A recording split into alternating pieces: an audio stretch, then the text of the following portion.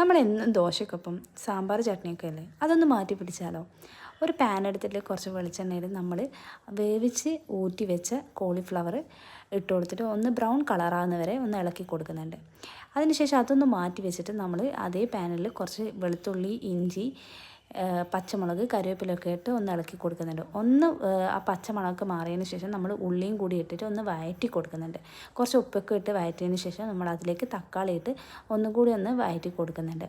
പിന്നെ നമ്മൾ മല്ലിപ്പൊടി, മഞ്ഞൾപ്പൊടി, മുളക് പൊടി ഇതൊക്കെ ഇട്ട് ഒന്നും കൂടിയും മസാലയൊക്കെ എല്ലാം മൊത്തം ഒന്ന് മിക്സാക്കിയതിന് ശേഷം നമ്മൾ നേരത്തെ മൂപ്പിച്ച് വെച്ച് നമ്മൾ കോളിഫ്ലവറും കൂടി ഇട്ട് ഒന്ന് ഇളക്കി കൊടുക്കുന്നുണ്ട്.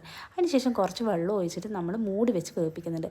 വെള്ളമൊക്കെ വറ്റി വന്നാൽ നമ്മൾ അതിലേക്ക് മല്ലിച്ചപ്പും കൂടിയിട്ട് ഒന്ന് മിക്സാക്കി കൊടുത്ത് അപ്പോൾ നമ്മൾ കറി റെഡി ആയിട്ടുണ്ട്. ഈ കറിക്ക് പറയുന്ന പേരാണ് കോളിഫ്ലവർ ചിക്കൻ കൂട്ടുകറി.